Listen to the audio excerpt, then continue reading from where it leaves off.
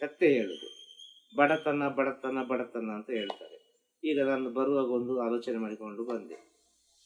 ಬೆಂಗಳೂರಿಂದ ಮೈಸೂರಿಂದ ಬರುವಾಗ ಅಲ್ಲಿ ಬರ್ತಾ ಬರ್ತಾ ಟ್ರಾಫಿಕ್, ಹೀಗೆ ಎಷ್ಟು ಗಾಡಿ ನಿಂತಿದೆ, ಅಷ್ಟು ಗಾಡಿ ಎಲ್ಲ ದೊಡ್ಡ ಸಣ್ಣದು ಅದು ಇದೆಲ್ಲ. ಈಗ ನಿಜವಾಗಿ ಬಡತನ ಉಂಟಾ ದೇಶದಲ್ಲಿ? ಇಷ್ಟು ಗಾಡಿಗೆ ಲೆಕ್ಕ ಹಾಕಿದ್ರೆ ಎಷ್ಟು ಕೋಟಿ ಆಯ್ತು ಅಂತಲೇ ಗೊತ್ತಿಲ್ಲ. ಒಂದೊಂದು ಗಾಡಿಗೆ 50 ಲಕ್ಷ 60 ಲಕ್ಷ, 1 ಕೋಟಿ 2 ಕೋಟಿ. ಆದ್ರೆ ಇಲ್ಲಿ ಕಷ್ಟ ಉಂಟು. ಸರಿಯಾಗಿ ಆಲೋಚನೆ ಮಾಡ್ಲಿಕ್ಕೆ ಹೋದ್ರೆ ಅಲ್ವಾ? ಇಂಥವರಿಗೆಲ್ಲ ಸ್ವಲ್ಪ ಬಡವರೆಲ್ಲ ಕಣ್ಣಿಗೆ ಕಂಡ್ರೆ ದೊಡ್ಡವರಿಗೆಲ್ಲ ದೇಶ ಒಳ್ಳೆದಾಗುದಿಲ್ಲ, ಪವಿತ್ರ ಆಗುದಿಲ್ಲ. ಈ ಬಡತನ ಎಂಬುದು ಎಲ್ಲಿ ಉಂಟು ಅಂತ ಸರಿಯಾಗಿ ನೋಡ್ಲಿಕ್ಕೆ ಹೋದ್ರೆ ಭಾರತ ದೇಶದಲ್ಲಿ ಬಡತನ ಎಂಬುದು ಇಲ್ಲ ಅಂತ ಹೇಳುದು. ಭಾರತ ದೇಶ ಅವತ್ತಿಗೂ ಕೂಡ ಎಂತ ಹೇಳುದು, ಚಿನ್ನ ವಜ್ರ ವೈಡೂರ್ಯ ಎಲ್ಲ ದಾನ ಮಾಡ್ತಿದ್ದ ದೇಶ. ಅರ್ಥ ಆಯ್ತಲ್ಲ? ಸಮೃದ್ಧಿ ಆದಂತ ದೇಶ ಇವತ್ತಿಗೂ ಸಮೃದ್ಧಿಯಾಗಿ ಉಂಟು. ಅರ್ಥ ಆಯ್ತಾ? ಇದು ಸರಿಯಾಗಿ ಅರ್ಥ ಮಾಡಿಕೊಳ್ಳುವುದಿಲ್ಲ ಭಾರತ ದೇಶದಲ್ಲಿ. ಭಾರತ ದೇಶದಲ್ಲಿ ಇರುವವರಿಗೆ ಪ್ರತಿಯೊಬ್ಬನಿಗೆ ದೇಶಭಕ್ತಿ ಇರಬೇಕು. ಪ್ರತಿಯೊಬ್ಬನ ಮನೆಯಲ್ಲಿ ಭಾರತ್ ಮಾತಾ ಕಿ ಜೈ, ಒಂದೇ ಮಾತರಂ, ಜನಗಣಮನ ಅಧಿನಾಯಕ ಜಯ ಭಾರತ ಭಾಗ್ಯ ವಿಧಾತ. ಇದೀಗ ನಿನ್ನೆಯಿಂದ ಹೇಳಿದಂತ ವಿಚಾರ. ದೇಶಕ್ಕೆ ತುಂಬಾ ಅನಾಹುತ ಆಗ್ತದೆ, ಅನೇಕಕ್ಕೆ ತೊಂದರೆ ಬರ್ತದಪ್ಪ.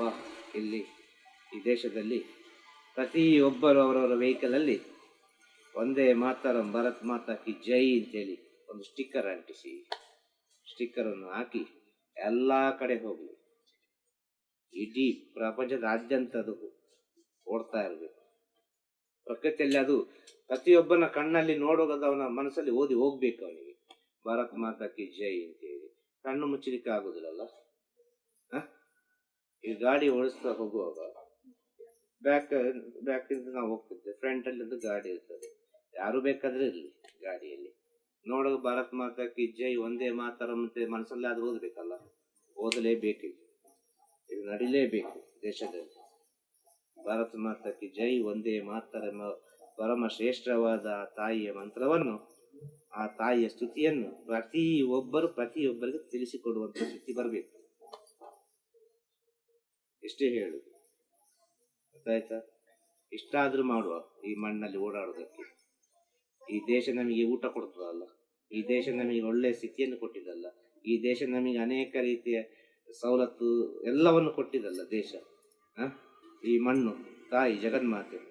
ಇಷ್ಟಾದ್ರೂ ಮಾಡುವಲ್ಲ ಎಲ್ಲಾರು ಸೇರಿ ಭಾರತ್ ಮಾತಾ ಕಿ ಜೈ ಒಂದೇ ಮಾತರಂ ಅಂತ ಹೇಳುವ ವಿಷಯವನ್ನು ಅವರವರ ಗಾಡಿಯಲ್ಲಿ, ಅವರವರ ಮನೆಯ ಮುಂದೆಯೂ ಮತ್ತು ಅವರವರ ಮನೆಯಲ್ಲಿ ದಿನನಿತ್ಯ ಪ್ರಾರ್ಥನೆ ಇದು ಮಾಡಲೇಬೇಕು. ಹೀಗೆ ಮಾಡಿದರೆ ಸನಾತನ ಧರ್ಮಕ್ಕೆ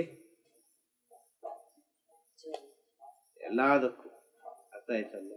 ಸನಾತನ ಧರ್ಮದಿಂದಲೇ ಎಲ್ಲ ಧರ್ಮ ಬಂದದ್ದು. ಸನಾತನ ಧರ್ಮ ಹೇಳಿದ್ದು ಭಾರತ್ ಮಾತಾ ಕಿ ಜೈ ಅಂತ.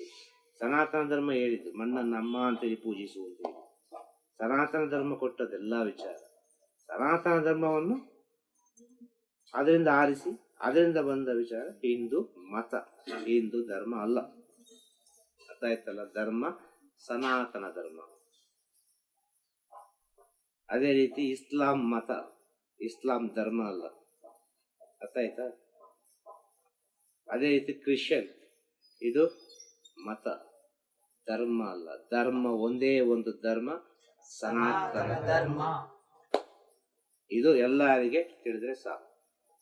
ಆ ಸನಾತನ ಧರ್ಮ ಹೇಳಿಕೊಟ್ಟ ಮಾತು ತಾಯಿಯನ್ನು ಪೂಜಿಸು, ಮಣ್ಣನ್ನು ಗೌರವಿಸು, ನೀನಿರುವ ಮಣ್ಣನ್ನು ಪ್ರೀತಿಸು, ಅದು ನಿನ್ನ ತಾಯಿ.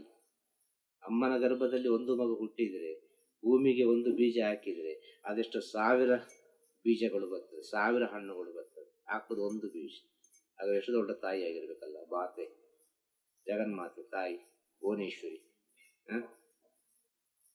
ಸತ್ಯ ಅಲ್ವಾ?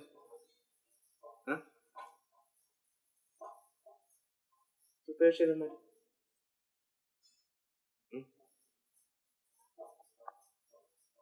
ಆಗ ತಾಯಿಗೆ ಎಷ್ಟು ಶಕ್ತಿ ಇರ್ಬೋದು, ಮಣ್ಣಿಗೆ ಎಷ್ಟು ಶಕ್ತಿ ಇರ್ಬೋದು, ಮಣ್ಣಿನಲ್ಲಿ ಏನೆಲ್ಲ ಇರ್ಬೋದು. ಈ ಮಣ್ಣು ನಮ್ಮನ್ನು ಚೆನ್ನಾಗಿ ಇಟ್ಟಿದೆ ಅಂದರೆ, ಈ ಮಣ್ಣಿಗೆ ನಾವು ಗೌರವ ಕೊಡ್ತೇವೆ ಅಂತ ಹೇಳಿದರೆ ನಾವು ಭಾರತ್ ಮಾತಾ ಕಿ ಜೈ, ಒಂದೇ ಮಾತರ ಅಂತ ಹೇಳುವ ವಿಚಾರ ಪ್ರತಿಯೊಬ್ಬರ ಮನೆಯಲ್ಲಿ, ದೇಶದಲ್ಲಿ ಇದು ಬರಲೇಬೇಕು. ಪ್ರತಿಯೊಬ್ಬರು ಹೇಳಲೇಬೇಕು. ಹೀಗೆ ಹೇಳಿದರೆ ಒಂದು ಹೊಸ ಒಂದು ಎನರ್ಜಿ, ಒಂದು ಶಕ್ತಿ ಈ ದೇಶದಲ್ಲಿ ಸೃಷ್ಟಿಯಾಗೋದಂತೂ ಸತ್ಯ, ಬೇರೆ ಅಂತ ಹೇಳಲಿಕ್ಕೆ ಸಾಧ್ಯ ಇಲ್ಲ. ಶುಭವಾಗಲಿ. ಬೆಂಗಳೂರಿನಲ್ಲಿ ಎಂಥದ್ದು, ಬೆಂಗಳೂರಿನಲ್ಲಿ ಎಲೆಕ್ಟ್ರಾನಿಕ್ ಸಿಟಿ, ಎಲೆಕ್ಟ್ರಾನಿಕ್ ಎಲೆಕ್ಟ್ರಾನಿಕ್ ಸಿಟಿಯಲ್ಲಿ ಕೊಟ್ಟಂತ ಸಂದೇಶ ಅಷ್ಟೇ ಹೇಳುದು, ಬೇರೆ ಅಂತ ಹೇಳಿ. ಧರ್ಮ ಕಿ ಜೈ, ವಂದೇ ಮಾತರಂ, ವಂದೇ ಮಾತರಂ, ವಂದೇ ಮಾತರಂ, ಭಾರತ್ ಮಾತಾ ಕಿ ಜೈ. ತಿರುಚಿತ್ರಂಬಲಂ, ತಿರುಚಿತ್ರಂಬಲಂ, ಗುರುವೇ ಶರಣಂ, ಗುರುವೇ ಶರಣಂ. ನಮಃ ಶಿವಾಯ, ನಮಃ ಶಿವಾಯ, ನಮಃ ಶಿವಾಯ, ನಮಃ ಶಿವಾಯ, ನಮಃ ಶಿವಾಯ, ನಮಃ ಶಿವಾಯ.